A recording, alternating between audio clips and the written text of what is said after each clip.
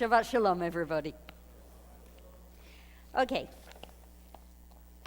Let us see if you know the answers to these questions. What makes a king out of a slave? What makes the flag on the mast to wave? What makes the elephant charge his tusk in the misty mist or the dusky dusk? What makes the muskrat guard his musk? What makes the Sphinx the seventh wonder? What makes the dawn come up like thunder? What makes the Hottentot so hot? What puts the ape in apricot? What have they got that I ain't got? Courage. Okay, where's it from? Thank you very much. Yes, it's the Cowardly Lion from The Wizard of Oz. And of course, one of the main messages of the Cowardly Lion's story is that having courage is quite complicated. Getting courage is quite complicated. It might be something that you don't know you've got, but in fact you had it all the time. And overcoming the fear that gets in the way of that realization requires that you take a journey. And it so happens that we have our own version of that story too, except it's taught in a slightly different way. As is often the case with the Torah, the story is told by way of an exploration of its opposite. So the story of what it means to have courage is taught by the way of exploring what it means and what it's like to be fearful. So we read the frame of the story this morning. Andrew read it beautifully along with our other Torah readers. Moses sends 12 spies into the land to spy it out. He gives them detailed instructions about what to do. As we'll see, they perform those instructions. They come back. 10 of them are in a state of complete fear. 2 of them think that they can do it. And in the fullness of time, the behavior of those 10 and the behavior of the people who are persuaded by what those 10 tell them is very severely punished. But the Torah tells the story in a pretty subtle way. And as ever with stories that we think we know, if we look at it closely, we might realize that it's not exactly the one that we learned at Hebrew school. As we come back to the stories of the Torah as adults, moreover, we are better able to look at those stories and see how they relate specifically to our lives. So that's the exercise I'm going to ask us to do this morning. We're going to look at what the spies say, just at what the 10 spies say. We're going to consider it briefly, and we're going to consider what lessons they can teach us about living with the things that we fear and about overcoming those fears and finding courage. So in order to do that, I want us to start with us. I want each of us, please, to think of something that you are currently in fear about. Could be a very small thing, could be a great big, enormous thing. Something that you fear. And I want you to hold that in your mind so that we can each read our personal story against it. Has everybody got something? Okay, I'm seeing nodding heads. Good. Hold it tight. Now we're going to see what the Torah has to teach us about it. So we'll pick up at the point after Moses has sent out the spies and they come back. And the Torah says the spies came back after 40 days. And Rashi, a great medieval commentator, and I say it sincerely. I know that we all say it in chorus, but I say it sincerely. Rashi is brilliant on this bit of the Torah. Rashi says, why does the Torah bother to tell us that they came back after 40 days? It's to teach us that they really did comb every inch of the land, length and breadth, like Moses asked them to do. And they come back in fear. So their lack of courage is not just a passing nightmare. They didn't take a peek around the door and squawk and run away, which is the way that it's often described. Their journey has taken a while. 40 in the Torah is a symbolic number that means a lot or really big. And so their fear is a deeply considered fear. It's a carefully rehearsed fear, and it's a fear that has taken a lot of time to marinate. So I'd like us to ask ourselves the fear that we just thought of. Do we do that with our fear too? Once we've got something that we fear deeply, do we allow that fear to become embedded? Do we rehearse it carefully? Do we tell ourselves stories about it over a long period of time and build up our fear with maybe some rationalization or maybe some justification so that it becomes something really, really real for us, something really concrete? If we do, the Torah is telling us that we are making the same mistake, understandable, but we are making the same mistake as the spies made. Fear is not the same as fright. Next verse, quote, "They went and came to Moses and Aaron and all the congregation of the children of Israel to the wilderness of Paran towards Kadesh, and they made their report to the whole group, and they showed them the fruit of the land." They went and came. Rashi says, why bother saying they went and came? Surely we only have to say they came. And the answer is to show that the whole time they were walking through the land was the same as when they came back. Just as they came back in fear and with a bad attitude, so they went into the land with fear and a bad attitude. And we can ask ourselves, how much of what they were seeing did they actually see? And how much of it was colored by their own internal narrative? How many times have we been driving along the freeway or waiting for a bus or been in conversation with our family around the dinner table, but we have not really been there because we have a whole existence in our heads. Something is worrying us and it is talking to us. And as long as it talks to us, it colors and it limits our worldview. And we see what we expect to see, and we get what we expect to get. And our fear shuts us down. We literally cannot take in what is around us. Now, it might be a safety mechanism. Again, it's understandable. If we brace ourselves for the worst, then nothing that can happen is unexpected, right? But like the spies, we are setting ourselves up for failure before we even begin. Fear closes us down. Fear shuts things out. Fear means that we cannot see what is around us, and if we cannot do that, then we cannot change, and we are going to be stuck in that fear. Just like the spies, who, by the way, the one thing those spies don't do is spy. Because how can you be a spy if you can't see? Next verse. They told Moses, saying, "We came to the land you sent us, and it is indeed a land of milk and honey, and here is some of its fruit." Rashi says, any lie that doesn't begin with a little bit of truth won't hold up. They did bring back fruit. And the fruit was, I don't know if you've ever seen the logo for the Israeli Ministry of Culture and Tourism. There's a very stylized man here, there's a very stylized man here, and between them, the size of both of them, is this enormous, enormous, enormous bunch of grapes. Yes? You recognize it? Now, if you were an English audience, where I come from, all I would have to do would be to refer you to the label on the Kiddush wine bottle. Yeah, our Manischewitz is called Paulwyn, and that's its logo, two guys carrying an enormous bunch of grapes. So they did bring back something real.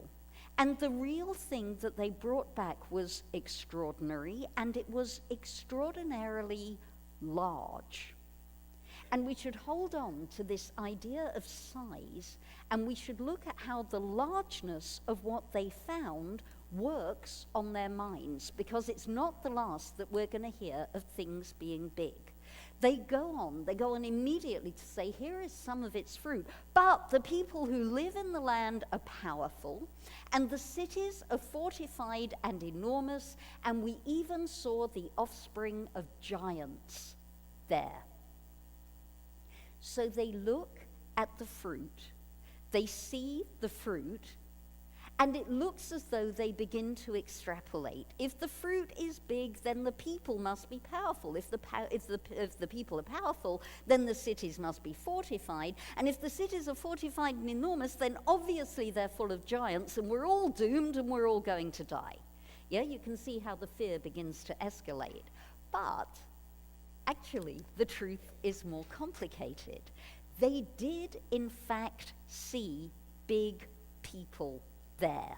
The Torah tells us that they've been to the town of Hebron. Hebron still exists today, where they met 3 sons of somebody called Anak. The word Anak in Hebrew means giant, and these 3 people, they're named, they're called Achiman, Sheshai, and Talmai, and they were probably big. The point, though, is that the spies can't cope with it. Achiman, Sheshai, and Talmai are going to show up once again in one more verse, which is the verse in which Caleb drives them out, at which point they leave the Torah, and they're never heard of again.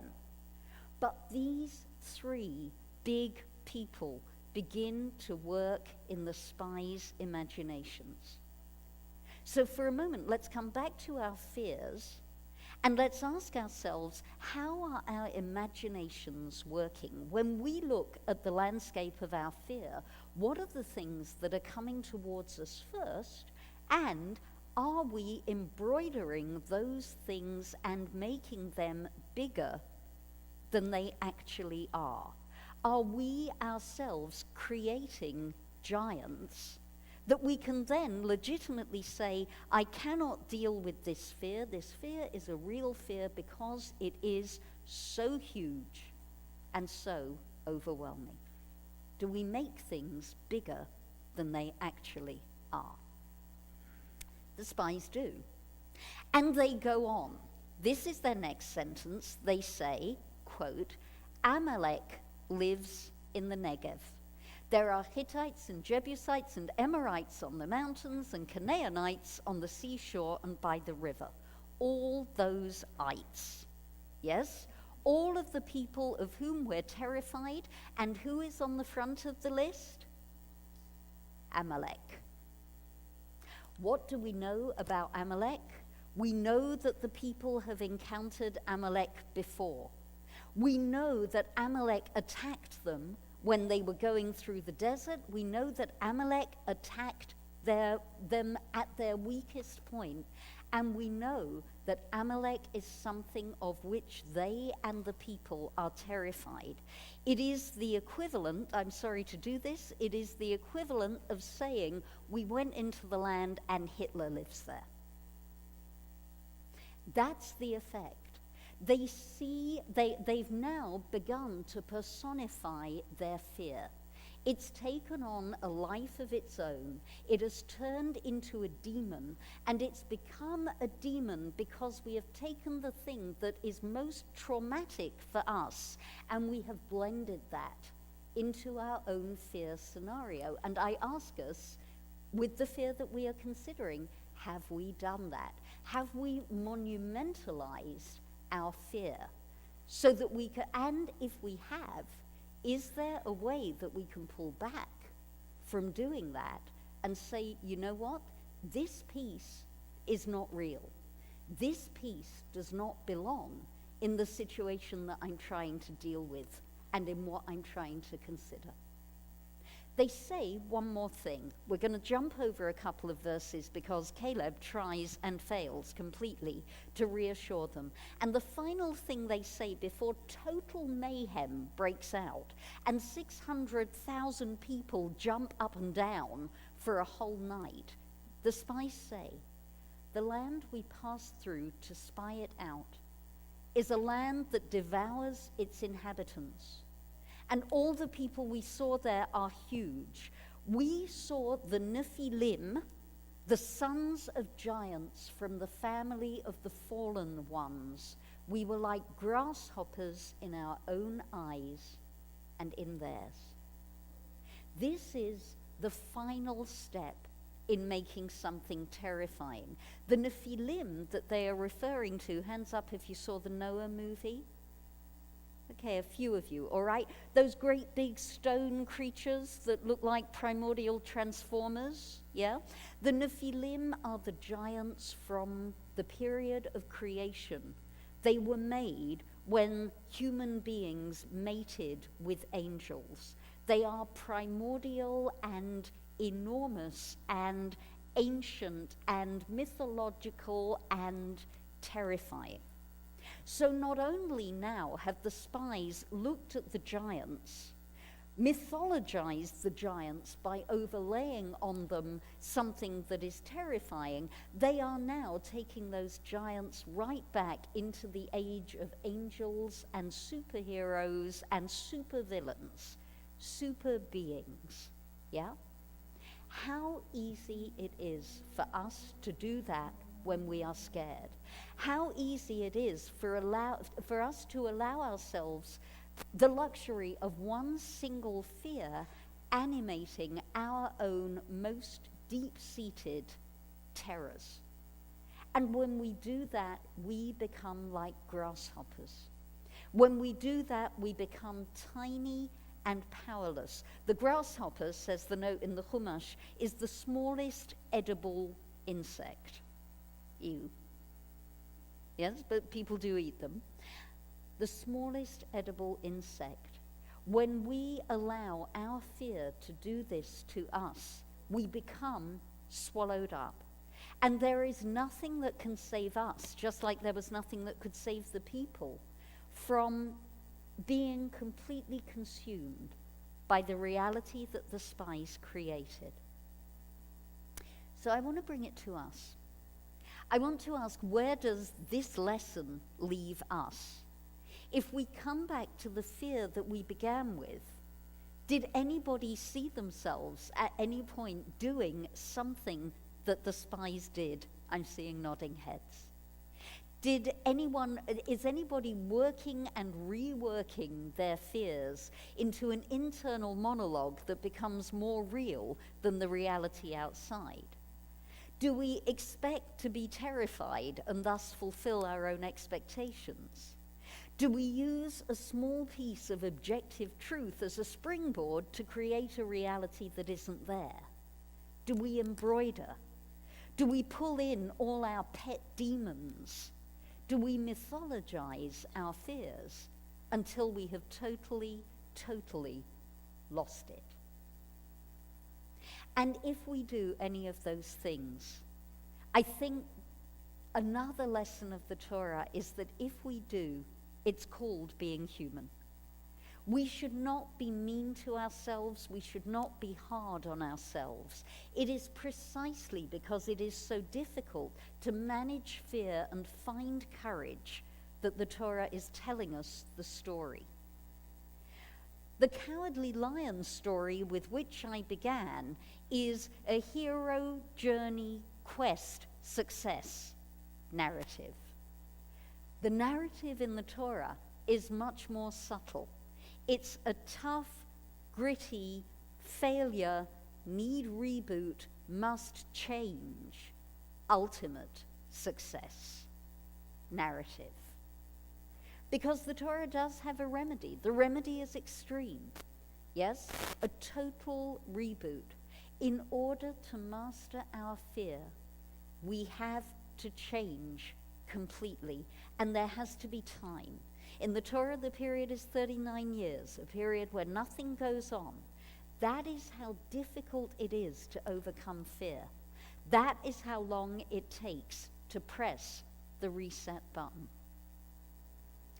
So perhaps for us this Shabbat, the Torah portion is giving us the opportunity to sit with our fears and to ask, can we make a better job of overcoming them than the spies did of overcoming theirs? And only each of us individually can answer that question. And I suspect, by the way, I don't want to offer anything manufactured or anything trite at this stage, because overcoming fear is something that has to be lived. Overcoming fear is a process that we have to undergo. And so on this Shabbat, when we are confronted with the narrative of failure of courage, it's my wish and my prayer that we get what we need to enable us to find our own courage, that we are able to master and overcome our fears, that we can cross the Jordan, and that we can reach our own promised land, even though it is such hard work. Shabbat Shalom. Shabbat Shalom.